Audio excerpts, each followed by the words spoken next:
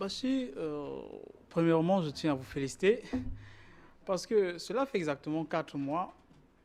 Je me rappelle, nous avons fait un débat ici, vous présidiez. C'était sur la situation économique du Tchad. Tout à fait. Et j'avais prédit dans les analyses que dans quelques mois, nous nous dirigeons directement soit vers les plans d'ajustement structurel, soit vers la dévaluation du franc CFA. Presque personne n'y croyait. Nous y sommes. Premièrement, c'est très important de planter le décor. Le sommet qui a été fait à Yaoundé, c'est vrai que tout à l'heure vous avez félicité la forme du sommet, mais j'ai dit même dans la forme du sommet, c'était pratiquement une insulte à nos chefs d'État. Pour toute personne qui connaît un peu comment se passent les sommets, même dans l'ordre protocolaire, ce n'est pas acceptable. C'est à la limite sauvage de positionner sur une même table les chefs d'État et un ministre des Finances, soit-il. Il n'est même pas président du Conseil économique et social. Il n'est même pas président de l'Assemblée nationale. Il n'est même pas président du Sénat. Je ne veux pas dire qu'il n'est même pas Premier ministre.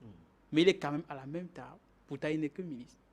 Et simultanément, au même moment, ses homologues qui sont ministres aussi des Finances de la sous-région sont en face là. Comme on appelle chez nous dans le poula-poula, comme on dit en Douala. Y compris le gouverneur. Y compris même le gouverneur de la BA, voilà, qui est en réalité le patron monétaire, entre guillemets, de la sous-région. Cela dit clairement. Ceci étant, j'ai dit ce qui s'est passé à Yaoundé, en fait, dans le fond, ça a été une duperie, à la limite, une insulte à l'encontre des peuples de la sous-région. Pourquoi est-ce que je le dis? Premièrement, la situation économique des différents États de la sous-région n'est pas identique. Quand on parle de la crise pétrolière, la Guinée équatoriale, ses recettes dépendent à 90% des revenus pétroliers. Le Gabon et le Congo, c'est un peu plus de 50%. Le Tchad, c'est un peu plus de 20%. Mais le Cameroun, ce n'est qu'environ 9%. Ce n'est pas identique. La Guinée équatoriale est en récession depuis au moins 2013. L'économie de certains États sont stables. Mais il y en a qui ont un taux de croissance d'au moins 1%. On ne peut pas mettre tous ces États sur une même balance. Mais c'est important de le souligner, car très peu d'Africains le savent. C'était un sommet qui n'avait pas lieu d'être, dans la mesure où la République centrafricaine, qui était là au sommet, en fait, la République centrafricaine est en collaboration avec le Fonds monétaire international depuis déjà, sur un plan triennal. Alors, je vous accompagne en précisant que exactement 3 pays étaient déjà en cessation de paiement et donc ils avaient déjà entamé... Très bien, très bien. Notamment le Tchad. Et c'est très important de souligner ça pour que l'ensemble des Africains puissent comprendre, mais surtout les Tchadiens. Le Tchad est en collaboration. Moi, j'ai rencontré les fonctionnaires du Fonds monétaire international en N'Djamena. On était logés dans le même... Enfin, j'étais à l'hôtel et on s'était rencontrés dans le bar comme ça, on bavardait. Ils étaient déjà là en collaboration avec les autorités tchadiennes. C'est important de souligner que les Tchadiens comprennent que le fait que les salaires soient divisés à 2 en N'Djamena pour les magistrats, les salaires des enseignants ne soient plus payés ou soient diminués, les bourses ne soient plus payées, que l'on ait dépénalisé l'homosexualité. En réalité, c'est lié à la collaboration entre le Fonds monétaire international et l'État tchadien. Ce sont les éléments du PAS, dans la mesure où il y a déjà une collaboration qui existe, je veux dire, avant même ce sommet, entre le Fonds monétaire international et l'État tchadien. Ça, c'est donc. Donc, les souffrances, et c'est même là le grand paradoxe, c'est que de nos jours, quand les Tchadiens sont en train de manifester dans la rue, quand ils sont en train de casser les véhicules de service public, les gens sont couchés à Washington, les gens sont couchés chez eux à Paris.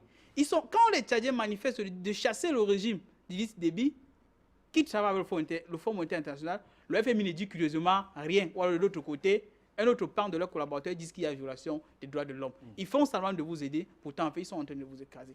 Rentrons sur le sommet même, Bachi.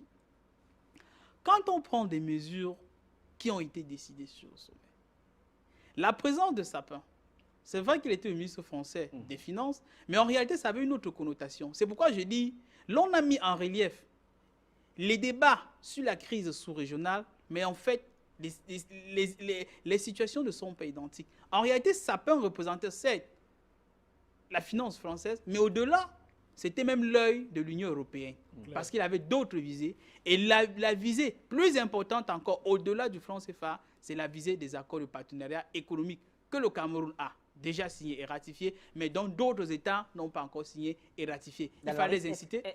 Si je vous ai bien compris, en fait, les États n'étaient même pas face à 2 choix. Exact. En fait, le choix était déjà fait Oui, et M. Sapin, tout comme Christine Lagarde, oui. représentait le même camp. Mais vraiment, c'est que nous sommes naïfs, Bachir. Nous sommes dans le système managérial moderne. Il y a des décisions qui se prennent au niveau stratégique. Mais quand les décisions sont prises au niveau, quand vous voyez un déplacement d'une présidente, quand le président vient à un sommet, il ne vient pas discuter. Les décisions ont été prises avant. C'est pourquoi on dit qu'il y a les rencontres ministérielles. Ça veut dire quand ces grands-là sont déjà là, ce n'est que pour parapher, ça veut dire ce n'est que pour mettre la signature. Ce n'est pas là qu'on fait les discussions. Par exemple, quand je prends le cas de Mme Lagarde, elle était au Cameroun plusieurs fois. Ce n'est pas aujourd'hui qu'elle vient au Cameroun.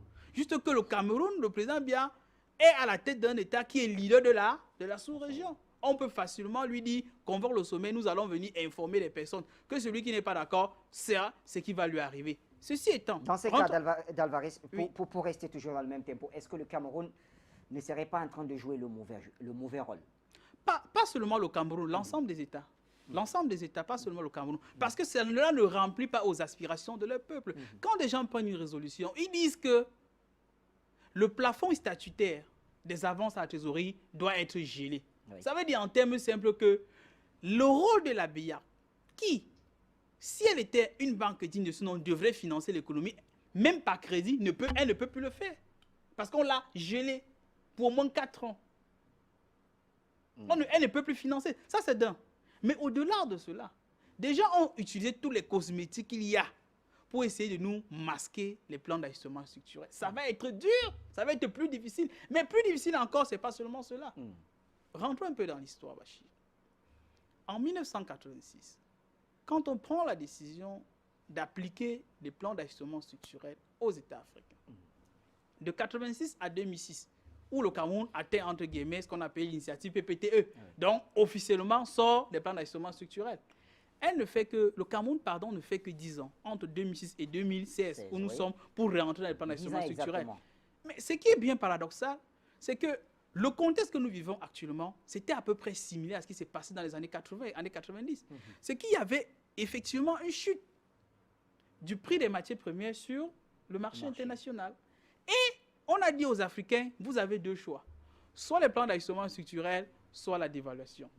Les Africains ont fait comme ils ont fait hier à Yaoundé. Ils ont dit non, nous préférons les plans d'ajustement structurel. Ça n'a pas épargné aussi. Qu'est-ce qu'on a? Très bien, justement. Ouais, et c'est là la grande méchanceté des puissances occidentales.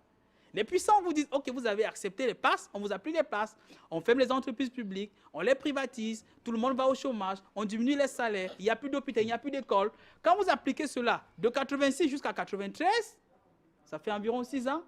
En 94, on dit vraiment les passes, ça ne marche pas bien. Il faut aussi qu'on vous applique aussi la dévaluation. Et c'est ce qui va se passer, Bachir. Je vous le dis. Même si les gens appliquent les plans d'ajustement structurel comme ils ont décidé de le faire, ils ont mis à côté la dévaluation. Mais je dis tôt ou tard, ils vont appliquer la dévaluation. Parce que en 86 jusqu'à 93, ils ont appliqué les plans d'ajustement structurel. Mais une année plus tard, c'est-à-dire en 94, ils ont appliqué la dévaluation. La seule... Oui, Dalvarez. Alors, vous savez, vous nous faites peur hein, pour dire ce que nous ressentons dans cette description. Vous nous parlez, comment dire, vous nous dites que ce sera très dur à l'avenir. Ça, c'est ce que vous nous avez dit. Oui. Mais quand on lit le texte, par l'une des résolutions, elle nous fait comprendre qu'il s'agit d'une coopération internationale souple et flexible. Mais qu'est-ce que ça veut dire? Vous mangez des beignets au chocolat, Bachir. Le chocolat, c'est très bon pour la santé, mais ça vous rend aussi malade. Mais ça, ce n'est que de la cosmétique. Les vraies choses ont été dites avant. Les vraies choses ne s'écrivent pas, Bachir. Mais ils ne vont pas rester devant la télévision, vous citer et tout. Rappelez-vous, avant la dévaluation, qu'est-ce qu'on disait? Même à la veille de la dévaluation, on dit qu'il n'y aura pas d'évaluation. Le lendemain, on dit à M. Nsimi, qui était alors ministre des Finances, qu'il crache les bêtises. Il crache les bêtises derrière le micro, il va se cacher. Vous dites quoi? Mais n'écoutez pas ce qu'ils vous disent. C'est de l'histoire. C'est du cosmétique, tout ce qu'ils racontent là. On sait au fond, la seule solution, dans le cas d'espèce, dans le cas actuel, le minimum, il y a 2 minimums de solutions. Premièrement, il faut sortir du franc CFA. S'il ne faut pas sortir du franc CFA, il faut créer une monnaie communautaire qui va fonctionner simultanément au franc CFA. Cependant, dans les résolutions qu'ils ont prises, ils ont dit c'est important d'élargir la recette fiscale de l'État. Tout à fait. Mais où peut-on se diriger actuellement Pour quand on parle de élargir recette ces fiscale? Ouais. La seule possibilité qu'on peut encore regarder dans ce cas, c'est de se tourner vers les multinationales. Parce que la plupart, je vous prends un exemple, il est établi que l'évasion fiscale en Afrique, particulièrement francophone, coûte plus cher aux nations que les détournements de fonds. Par exemple, il y a un ONG qui a fait une très brillante étude là-dessus, je vais regarder, établi qu'en Afrique de l'Ouest, par exemple, entre 2002, c'est Justice and Network, Tax Justice and Network, entre 2002 et 2011, en Afrique de l'Ouest, l'évasion fiscale s'élève à 250 milliards de dollars, plus de 100 000 milliards de francs CFA. Je répète bien, plus de 100 000 milliards de francs CFA. À titre de comparaison, le budget du Cameroun pour l'année 2017 est de 4 373 milliards. On vous dit entre 2002 et 2011, les multinationales européennes n'ont pas payé à l'Afrique de l'Ouest des impôts qui peuvent être situés à plus de 100 000 milliards de francs CFA. Ça veut dire si des gens pensent une demi-seconde être un peu intelligents, c'est de se retourner vers ces multinationales qui en réalité ne sont que des bras séculiers du Fonds monétaire international, de l'économie française, pour prendre la fiscalité, pour prendre les recettes qu'ils nous demandent. Nous sommes à bout de souffle. Et actuellement, vraiment, les dirigeants peuvent... La plupart de ces dirigeants, je suis en train de sortir. Tous ont fait... sortir d'abord. J'ai une question pour la chute, parce que je vais revenir aux autres tout à l'heure. Vous nous avez rappelé qu'on parle ici d'élargir les recettes fiscales de l'État.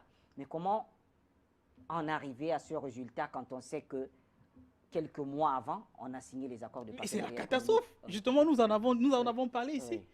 Quand un pays comme le Cameroun, quand vous avez des recettes douanières à 600 milliards de francs CFA, et l'ensemble des fonctionnaires d'un pays comme le Cameroun est payé par les recettes douanières. Vous dites les Européens vont faire rentrer le marché sans plus payer les recettes douanières. Vous avez mis 1 tonne de taxes. La taxe c'est partout. On vous fait la taxe foncière tous les jours maintenant, qui n'existait pas il y a cela quelques temps. Vous êtes contraint de le faire pendant que les salaires baissent. Vous n'avez pas de pouvoir d'achat. Vous n'avez presque rien. On vous dit vous allez encore payer tel. Il y en a plein. Mais maintenant, on vous dit qu'il faut élargir la recette fiscale de l'État. On va faire comment pour s'en sortir? Je me dis, jusqu'à présent, la plupart de nos chefs d'État, la plupart de leurs collaborateurs ont au moins 25 à 30 ans d'expérience politique. Passant d'Ali, arriver chez Paul Biya, partant chez Obiang, pour arriver chez Sassou ou chez Déby.